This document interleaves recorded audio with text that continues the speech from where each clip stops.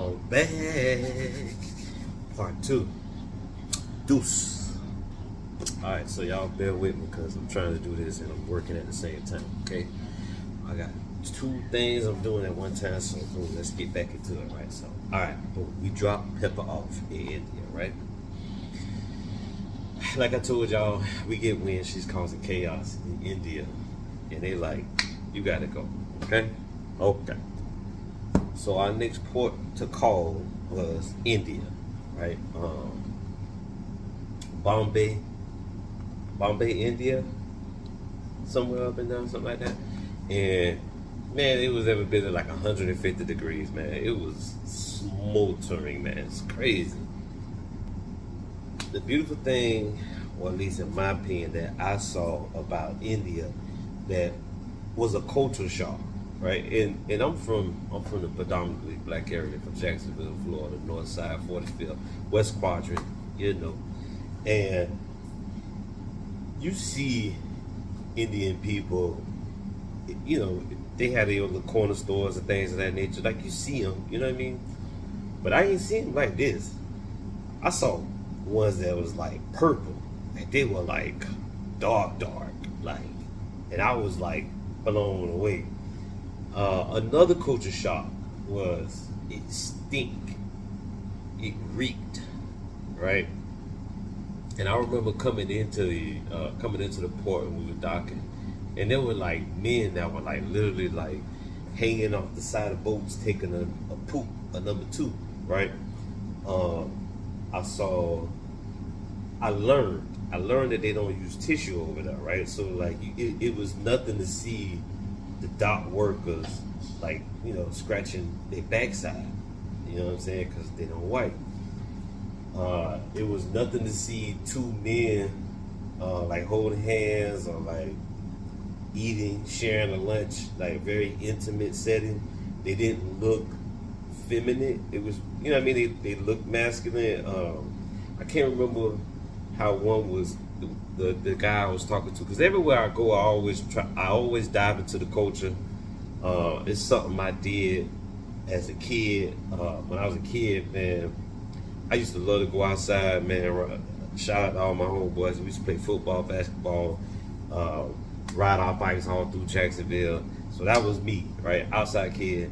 My punishments was staying inside. So they used to have, in the house I grew up in, there was just books everywhere. And then when I go to my grandma's house and go to my Uncle Trey house, then they have books everywhere too. So I was an avid reader, right?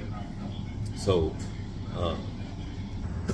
yeah, I got interrupted. So yeah, anywhere I go, I like to dive into the culture because I used to read these books all the time. Whatever, right?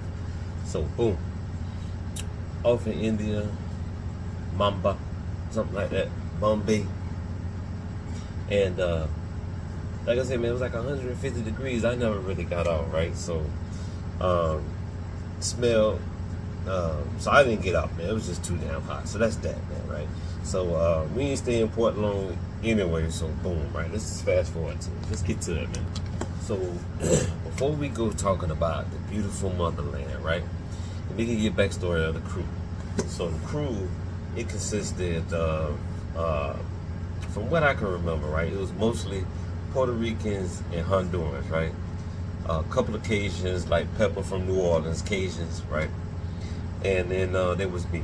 I think my partner was on there too, for sure. One dude I grew up with, right? We've been settling for like years, 20 plus years, and we only been on one ship together, right? So anyway, so I vividly remember this guy named Angel, right? Angel was Puerto Rican, okay?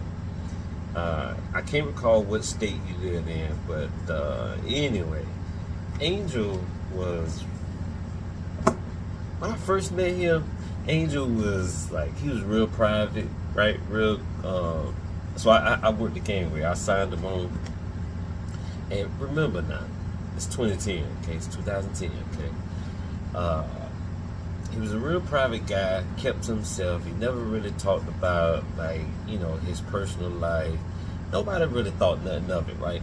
But we all noticed that, because outside of Pepper, crazy ASS, It was just all men, right? And we never really thought about things like that, right? But we all noticed that Angel had a tongue ring, right? So, this is it's 2010 now. So honestly, nobody really thought about it, but like again, we did notice it, right? And at this time, like I've spent at least a month working with Angel, right? Easy. And in that time, whether you like somebody, dislike somebody, you really get to know him, right, on the show. So like I said, but he was a good dude, right? So we just figured he was in the body piercing, right? He had a ponytail, right? Kept his hair in a ponytail. But as time went on, right, little things started to add up about him, right? The way he would dodge certain conversations, the way he laughed off questions about relationships, and like even when it came to like talking about women, and he would just, as a man, he just came off awkward when it came to talk about women. Like he had the persona down, but when it came to like certain things, he just couldn't fake it, right? So boom, we leave in, right? We probably like a couple days away from Africa. I'm geeked. I'm excited because again, I'm a reader, and I've always wanted to go to Africa. I'm so guilty of like. I used to get excited seeing the African women with their titties out watching the National Geographic show. Guilty, alright? And I'm thinking about this, and I'm like, I'm getting close to my dream too, because that was always my dream, is to make it to Africa. All the books I read, all the images I played in my head of what it's like and what it is, what it ain't. You know what I mean? What would it be like? Was about to come true. So I'm, again, super excited, right? So we had to anchor for like 2-3 days before we actually went into Durban, South Africa. So it's me. By this time, me and Angel we cool. You know what I mean? Like,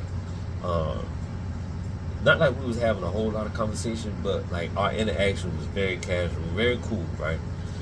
So one day we sitting up there, and and by this time, in my head, I had to figure out like something's up with Angel, right? So we sitting up there working. It's hot, and we sweating, right? And I'm like, man, I can't wait to go over there and see what it's like. I'm saying something like something in reference to like I just can't wait to get to Africa and just see what it's like and see what the women look like or something like that, right? So Angel, he chimes in and he's like, yeah, I can't wait to see that. I want to get me a sister and da. And again, a month done went by, so his persona is starting to fall off, right? And I looked at Angel, I was like, Angel, man, stop playing. You know you want your old mandingo ass motherfucker. And he was like, yeah, you right. I do want me a mandingo. Man. I'm not lying. This is not 25% of my story. This is the whole 75. But yeah, man. Once we got to the motherland, man, he just came out the closet, man. Yeah, man. And boy, listen here, y'all stay tuned, man, because come mañana morning, man, I'm gonna go ahead and tell you ain't ready for this part of the story, but yeah, Angel came on out. Yeah, say he wanted him a mandingo. I was like, wow. But yeah, man. And the good thing about it in 2010, the crew I was with, you didn't mess with Angel. Angel was part of the crew, and that's like the beautiful thing about working on these boats. And like, whether you like somebody, you don't like somebody, y'all. I don't want to use the word family, but y'all you look out for each other. You have a real concern for each other. So with that said, man, y'all stay tuned. Man, tomorrow it's going down, man.